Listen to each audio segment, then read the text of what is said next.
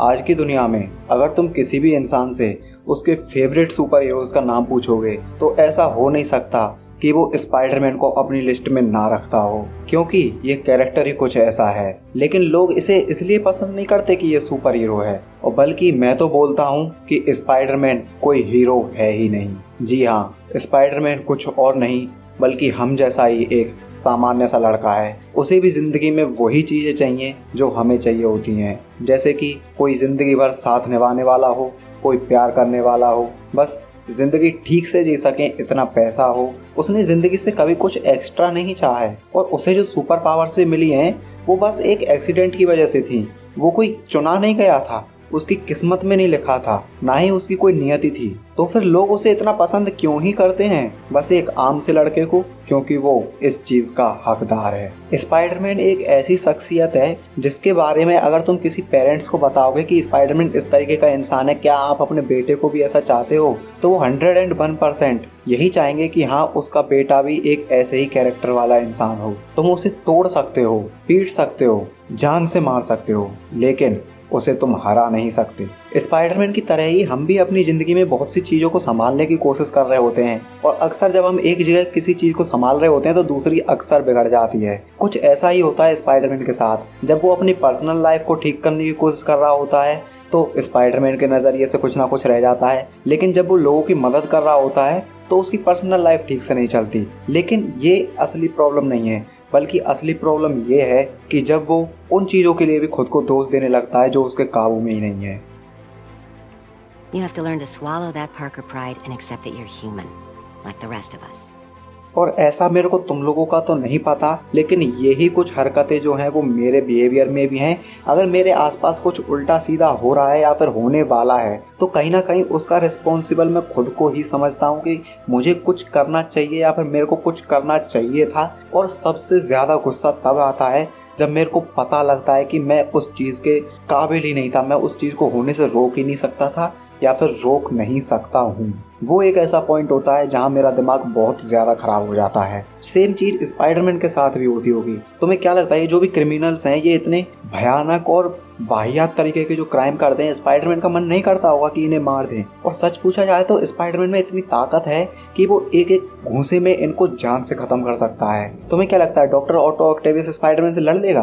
उसके टेंटिकल्स लोहे के हैं, शरीर तो इंसान का है। स्पाइडरमैन जब चाहे तब एक घूंसे में उसकी जान ले सकता है। ऐसे ही कई सारे आतंकवादी और जो गुंडे लोग हैं, स्पाइडरमैन चाहे तो उन्हें एक एक पल में खत्म कर सकता है, लेकिन उसे मालूम है जिस पल उसने किसी को भी मारने का फैसला किया वो उनमें से ही एक बन जाएगा। और उसके दिमाग में अंकल बेन की कहीं ना कहीं ये बात भी घूमती रहती है कि महान ताकतों के साथ महान जिम्मेदारियां भी आती हैं, लेकिन चाहे वो जितना भी अच्छा करने की कोशिश करे, अंत में होता तो बुरा ही है। Stay with me, stay with me, stay with me, stay with me, you stay with me.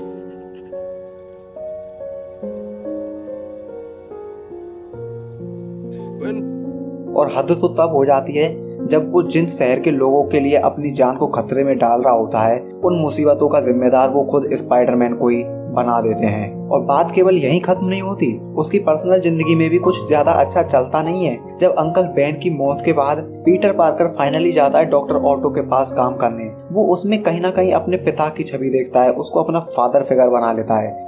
I should have known you'd turn on me, just like all the others. Turn? I've worshipped you. Your mind, your conscience, wanting to help others, the way you never gave up. लेकिन अंत में मिलता क्या है? बस धोखा। You were everything I wanted to be. You just threw it away. कोई फर्क नहीं पड़ता वो अपनी जिंदगी को या लोगों की जिंदगी को कितने अच्छे से संभाल रहा है, लेकिन चीजें अक्सर वैसी होती नहीं जैसी होनी चाहिए। और अब बात यहीं पे खत्म नहीं होती। मैंने रिसेंटली यूट्यूब पे कुछ वीडियोस में देखा है जहाँ पे लोग अक्सर बोल रहे होते हैं कि हमें बस ऊपर ऊपर से ही सुपर हीरो से प्यार होता है, अंदर से हम उन्हें हमेशा पिटते हुए और लड़खड़ाते हुए, हारते हुए ही देखना चाहते हैं, क्योंकि हम मूवी में हमेशा एक सुपर विलन जो है वो सुपर हीरो से ज्यादा ताकतवर चाहते हैं, जो कि हमारे सुपर हीरो की अच्छी खासी तरीके से परीक्षा ले। अब देखो, ये तो अपना अपना नजरिया है। मैंने विलन का रास्ता चुना और तुमने अच्छे हीरो का। कुछ देर के लिए तुम्हें लोगों ने पसंद किया, तुम्हारे कारनामों ने उन्हें चौंका दिया, पर एक चीज उन्हें हीरो से भी ज्यादा पसंद है, वो है अपने हीरो को नाकाम होकर मरते देखना।